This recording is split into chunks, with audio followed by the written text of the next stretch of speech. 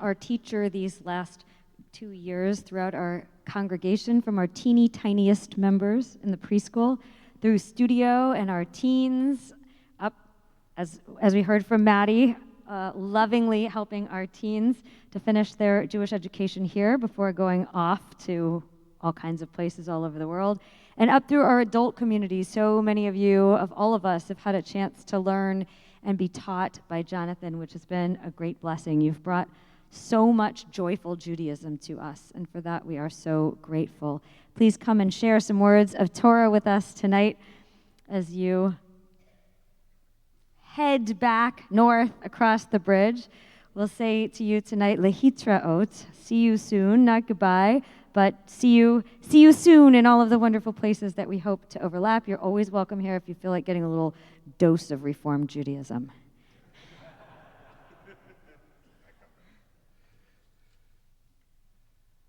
Shabbat Shalom. It's certainly different than a classroom, but I'm really, really happy to be in front of you all right now. And you can't hear me?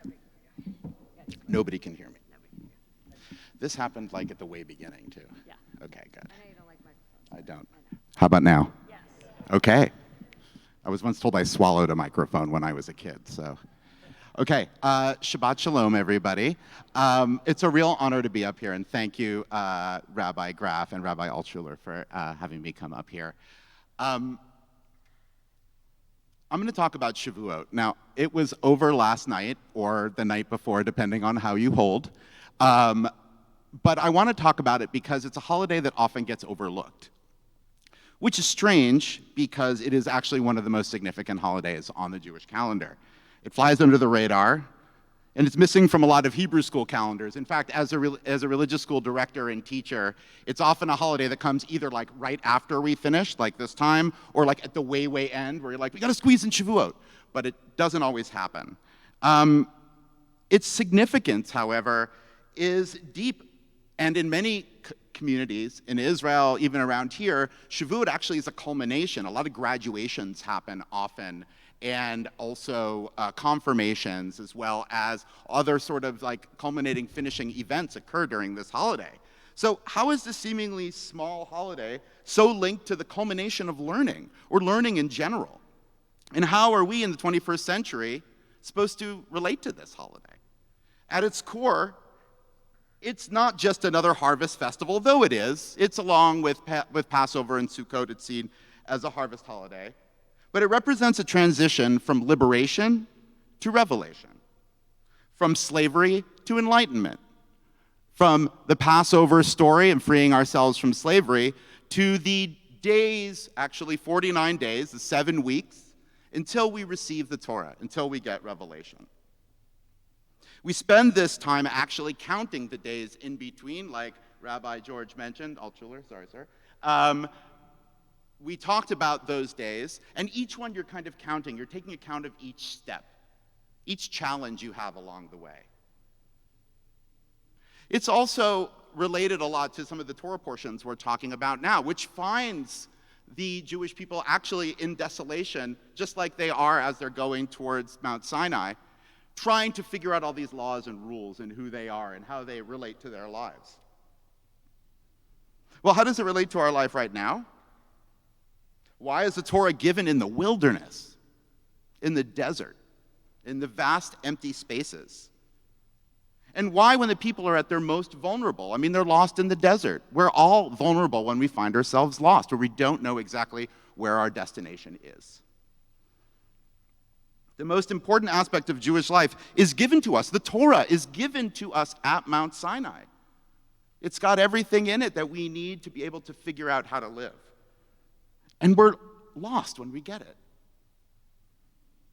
Picture this. We're journeying for 7 weeks, culminating in the Torah given in the desert, far from the comforts of civilization. And dare I say, even for the Israelites, there was a certain comfort, not super comfortable in slavery, but there was a comfort that you know what was going to happen. At least there was clarity. It's a stark contrast to our daily lives today, being in that kind of desolation. Stripped from distractions, we confront ourselves in nature. We reflect on our place in the world, often when we find ourselves in these spaces. We are wandering, counting each day and taking note of what happens. Once given on Mount Sinai to Moses, Moses and the Jewish people respond, Na'aseh v'nishma. That's right. I'm looking at Nancy when I say that. I'm sorry. Na'aseh v'nishma. We will do, and then we'll understand. Is this any way to begin a relationship, by the way? I mean, that's what this is. This is a relationship. It's a relationship between people and God, people and Torah, people and people. Is this how we start? I'm gonna do it, and then I'll think about why I'm doing it later on. Can human beings handle this? I mean, after all, we're imperfect. It sounds like a big risk. This reminds me of a midrash, a story that the rabbis tell in relating to Moses receiving the Ten Commandments, which when he receives them, the angels, he's got a lot of angels, God's got a lot of angels, and angels are perfect beings. They kind of work for God. And when they hear that God is going to give the Torah to Moses, who's like born of parents, they're like, what's up with that? We're perfect.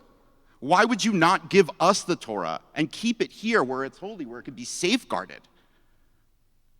And they're like, God says to the angels, angels, Moses isn't really staying here. He's just going to hang out for a little while. He has to pick something up, and then he's going to take off. He's going to go back down.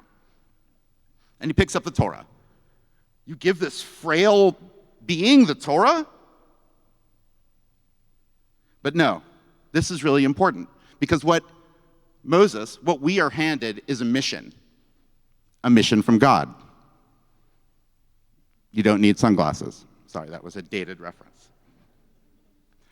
God wants people to decide to follow, to figure out the right directions, and not to follow blindly. To accept the mission. We're going to do this. I will do, and then maybe I'll understand. We need to be partners with the divine. Not followers, partners. Life, like learning, is a journey through relationships. We commit first, and then we understand later. It's messy, it's imperfect, but it's meaningful. We stumble into commitments with faith and love, wrestling with the divine rather than just blindly following. God wants us to figure out the wilderness for ourselves, using the Torah's teaching. The rabbi said the Torah is not in the heavens, but rather it is with us, right in front of us, dealing with the everyday. It is not in the heavens, so you should say, who among us can go and get it for us and impart it to us, that we may observe it? It is not beyond the sea. It is right there. It is very close to you, in your mouth and in your heart. But why again the wilderness? Not only would we receive the Torah, but more than 3 or 4 of the books of the Torah, of the 5 books of Moses, most of them take place wandering in the desert. Would make for kind of a boring movie, but great book. It's even central to the Torah portions of the last several weeks. We received the Torah holiday during our time in the wilderness, Bamidbar, which was last week, in the wilderness. I've always been fascinated by the wilderness myself. I'm a California boy, and I'm pretty connected to the ocean, but mostly because of its vastness and its mystery, its wilderness. I'd say the same thing about the desert. I lived in the Negev of Israel for a while, and I explored it many, many times. I even married a woman from the desert, New Mexico. High desert. Many of the great moments of the Torah and Bible also happen in the wilderness. The burning bush, Jacob's dreams, even in the New Testament, even Jesus spends time wandering within the desert. Also, by the way, Star Wars, Mad Max, Dune all take place in the desert, big places of self-discovery. This is for a different talk, and we can have that some other time. Believe me, I could talk about it for a long time. That's because the desert is real. It's a challenging place. It's an anxious place. We don't really know what lies ahead and what might happen. The world is wide open and in front of you, and it's certainly not perfect. And that's the world, isn't it? This wilderness is an ideal environment for revelation and for building relationships. Not top-down orders, just nature and introspection and people. Similarly, our lives are wilderness of uncertainty, where relationships are forged amongst the unknown. In this wilderness, we learn by doing, trial and error, like true learning itself. You gotta mess up a few times before you can learn. The Torah isn't just words on parchment. It's a guide for navigating life's complexities, with lessons found in the spaces between the lines. Rabbi Shion ben Lakish said, the Torah was given to Moses and was written with black fire upon white fire, sealed with fire, and swathed with bands of fire. Now, this phrase has been explained in different ways. All of them kind of, for me, begin with this image of fire you can see, this black fire, and the fire you can't see, the white fire. One interpretation is that the black fire is the letters of the Torah. I mean, they're written in black. While the white is the oral Torah, the part that is spoken among people. For Jewish mystics, the white fire is the hidden meaning of the Torah that lie beneath the written text. The white fire is a larger world around us. Without the white spaces, the Torah cannot be read.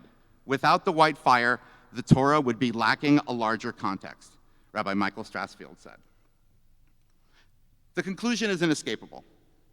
It is our responsibility as students of Torah to live in the white spaces, to live in the white fire, to connect with the Torah, to be critical readers and active interpreters of the black letters. Sometimes, what is said in the language of the black letters brings us into stunned silence, represented by the open white spaces. If we dwell in the silence through meditation, the insight we receive there will sometimes and often bring us back to clarity.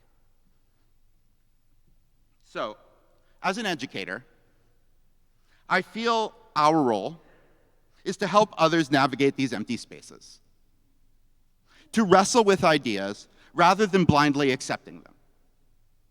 Imperfection and messiness are inherent in the holy connection, fostering bonds and understanding. The pandemic and other trials are modern wildernesses that we navigate, using tradition as our guide, or at least we try to. The same for October 7th and the war that follows, and many of the other crises we face. We're still in the wilderness there as well. We're still figuring it out. Graduations, culminations, all of these things, we don't know what comes next. Unsure of the outcomes, but trying to figure out where we are as a people. A big part of my time here at Shereth Israel is trying to get us to better understand this wilderness that we found ourselves in and learn how to better navigate it. We helped bring studio back in person. We brought learning back in person. It was not easy to navigate. There was a lot of wilderness there. Places like Shereth Israel provide the space to wrestle with these uncertainties, fostering authentic relationships and understanding life amidst its chaos. We need the open space to wrestle with the big questions of our lives, the ability to take chances in open spaces, to do and then to try to understand. This place, Shereth Israel, is one amazing place to wrestle with empty spaces. Yes, it's big, huge, gorgeous sanctuary that Rabbi Graf pointed out is a place where we work through these things. Sure, there's a lot of images here that are pretty clear. They're like the black fire. There's certainly words of Torah. There's certainly images that we can connect very strongly with. It's a big sanctuary that fills you with awe and meaning. But the words are given to you. What's amazing here isn't just the dome, but what happens under the dome. Take a look at all this empty space, this open space. We always look at the stuff up there, but Really, I don't know of a synagogue that has more open space than this. The white fire here is intense, and people bring the noise, complexity, and order of the outside world in here to work it out in this space. And Sherith also makes room for this. In a Kabbalistic sense, it contracts itself. It makes itself small so that it can create all this space to work out all the complexities. This room is our beautiful desert, our wilderness. And we are here to accept the words of Torah and make sense of them in the real world. To enter this strange, unclear marriage with Torah that allows us to figure out how to deal with the unexpected things thrown at us and escape the noise. It's a place to first accept one another, Judaism, warts and all, and then wrestle and explore the wilderness we find ourselves in. This community lives in Shavuot almost all year long. The authenticity of this community, the space that's created, and the love that is shared under this dome is what makes us who we are. I'm so proud to have been a part of this community and to help build stronger relationships with students, families, communities, and the divine. This is the white fire that allows us to find ourselves and our people in all their messy imperfections. So I wouldn't end without a few words of gratitude, because under this dome, I have a lot of partners. There's some complex relationships. It's a lot of black ink on paper, but in the white space, I can say we're all partners here. I want to give special gratitude to Rabbi Graf for teaching me about this community and how special it is, for Rabbi Altshuler for being a partner in study. I'm blown away how both of you grew up here and have become the rabbis of this place. It's really amazing and special. I also want to thank Judy and the board and all sorts of congregants who I've gotten to know over the time. I look and I see familiar faces everywhere, and it makes me really happy. I want to mention some of my partners on the staff: Estuardo, Louise, Corey, Peter, Zach, Courtney up in the preschool and her incredible teachers. I want to mention people that I've worked very closely with. One of them's right over there, Sarah, who's a dear friend of mine, and I'm so grateful for you. And for Nicole and Natalie before her, who were also elemental in creating and helping me run the programs. Nancy, who I mentioned before, but Nancy, you've been a guiding light for me and for a lot of people in this community. I want to thank you for that. I want to thank the students who have also been my teachers. I see some of you in the room, some kids, some older kids, some real older kids. Not you, Ram, don't worry. And it's really great to be able to be in the same room with you. And then lastly, I want to mention teachers. The teachers are what make this place work, that make this world work, that help make sense of the wilderness we constantly find ourselves in. And so Caitlin, Barbie, Noah, Geffen, Chloe, Anna, again, the preschool teachers too. You're much appreciated. Thank you for everything. Shabbat shalom.